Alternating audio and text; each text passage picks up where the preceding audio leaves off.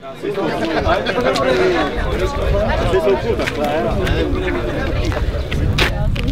oblíkla teple. No a ono je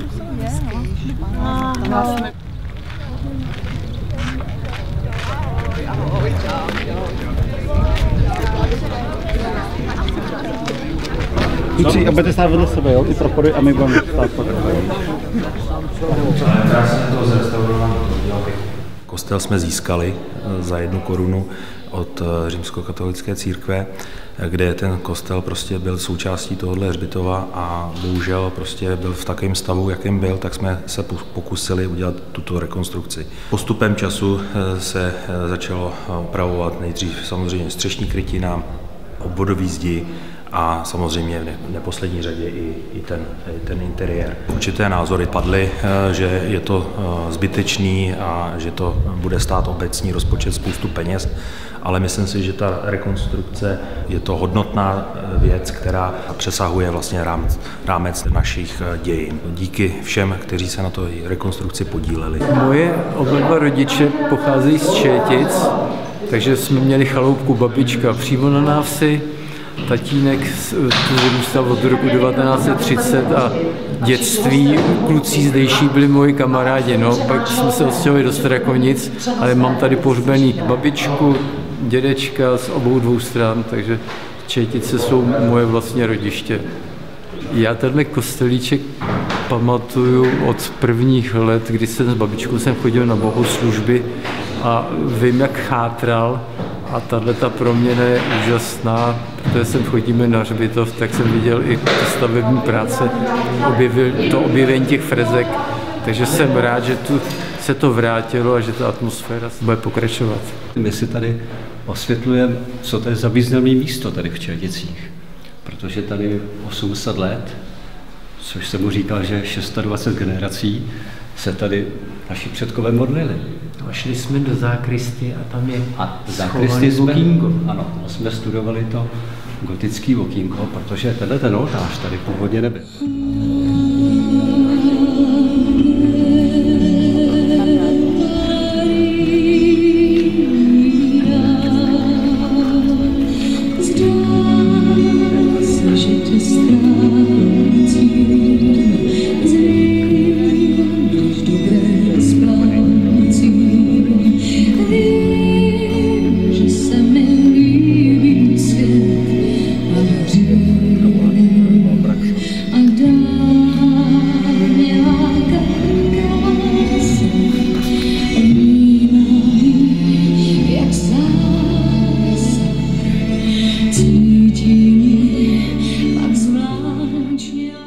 Vážení hosté, já vás co nejsrdečněji vítám na akci znovu otevření kostela svatého Havla zde v Čejeticích.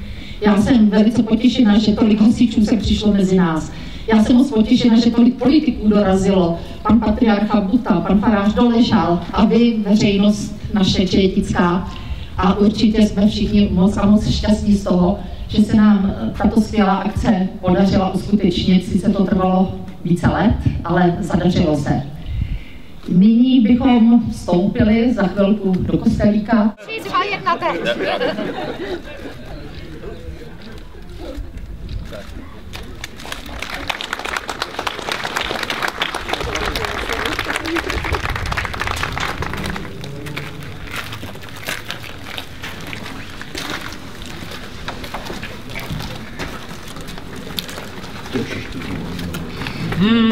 To je krásný.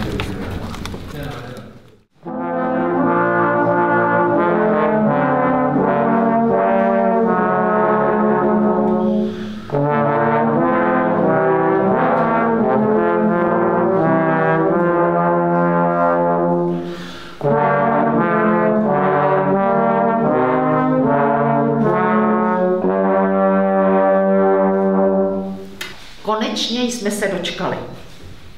Po celkové rekonstrukci se znovu otvírá kostelík svatého Havla v Čejeticích. Je významnou nemovitou kulturní památkou a z historického hlediska vzácnější, než kdokoliv z nás dosud tušil. To konečně říkám s velikou radostí a úlevou. Získání dotace z Krajského investičního fondu Jihočeského kraje v roce 2023 bylo rozhodujícím momentem pro dokončení celé rekonstrukce kostela. Stavební firma pana Karla Vybírala pak odvedla v krátké době obrovský kus precizní práce, jejíž výsledek nyní můžeme všichni vidět. Kostelík se doslova rozářil novou fasádou, odborně byly restaurovány i veškeré nástěnné malby a byly objeveny 700 let staré fresky, které byly v průběhu rekonstrukce restaurovány. A z omšelého vesnického kostelíka se stal malý gotický skvost. Nacházíme se ve stavbě raně gotické, středověké z poloviny 13. století, později přestavené v barokním stylu, realizované na konci 17. století s významnými změnami, zvláště pak přístavbou věže zvonice. Naše paměť je v mnohém krátkodobá.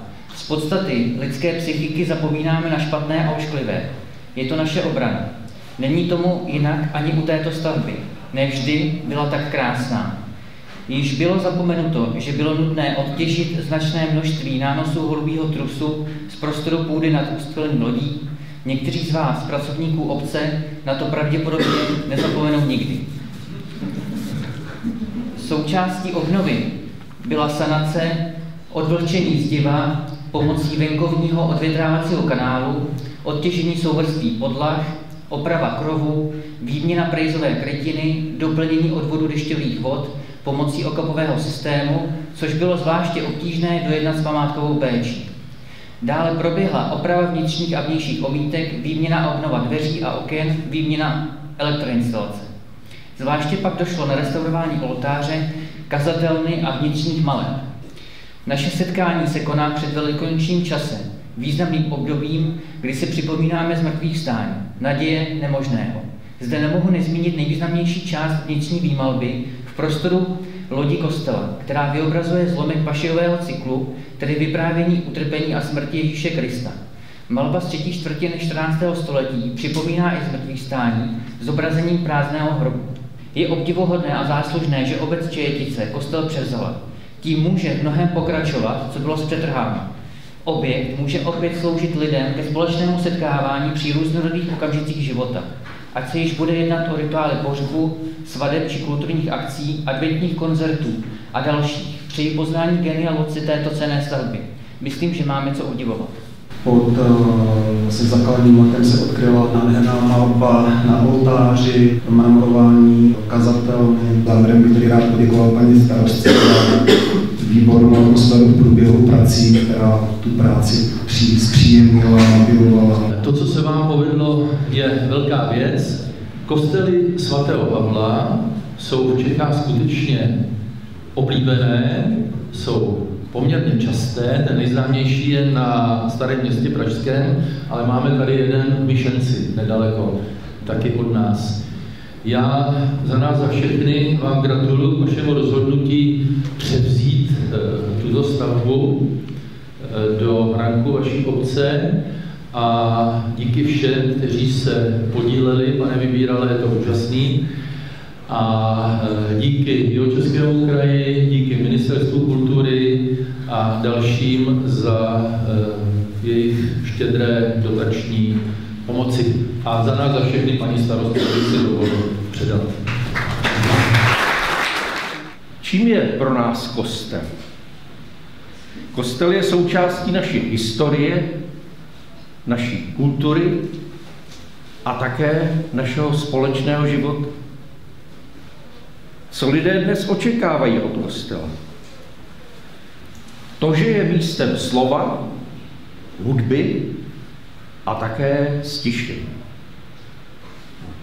Lidé očekávají, že uslyší dobré slovo, které pochválí to, co je dobré, povzbudí, dodá naději.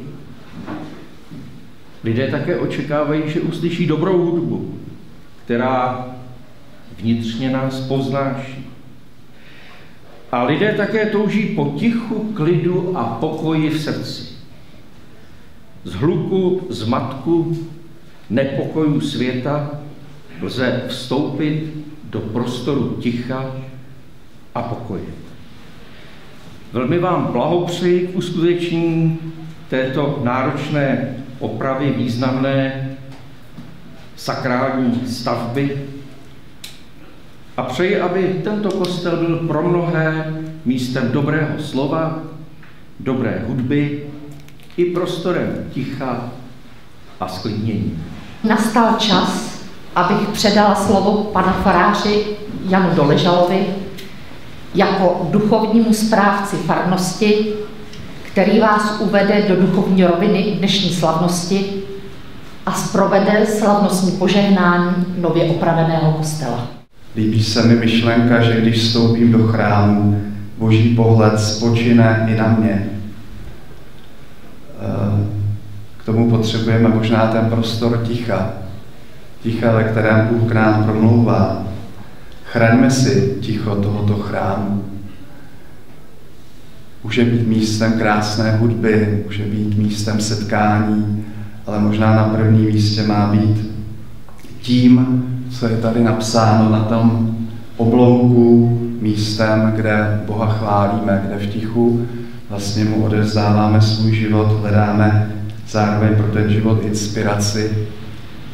Skrze tady ten vzácný vztah taky objevujeme sebe sama, kdo jsme. Uvědomujeme si, že můžeme být zakořeněni ve svém životě, že v tom složitém světě nemusíme být jako nějaká vějíčka, která vane tam, kam fouká zrovna vítr, ale právě v Bohu jsme zakotveni a můžeme vidět smysluplnost své životní cesty i cíl, který je před námi. Chrám je místo vzácné, tak si ho chraňme. A moc děkuji, paní starosté, vám Čejetickým, že jste znovu tohle místo objevili. Možná, jak se říkali, jste na něj zapomněli. A může se znovu stát místem, takovým středem té vaší obce a vlastně veškerého dění, které tady konáte. A může vám znovu připomenout, kdo jste, kam patříte a kam kráčíte. Prosíme tě, Pane, požehnej milostivě tento kostel a všem věřícím, kteří sem budou přicházet, aby slyšeli tvé slovo a měli účast na vztahu s tebou. Dej zakusit přítomnost Ježíše Krista, svého syna. On slíbil všem, kdo se shromáždí v jeho jménu, že bude vždy mezi nimi. Neboť on je Bůh a s tebou žije a vládne na věky věků. Symbolicky vykropím tento kostel i nás, abychom si také uvědomili, že nakonec každý z nás jsme také tím Božím chrámem, místem, kde v našem nejhlubším vnitru může být Bůh chválen.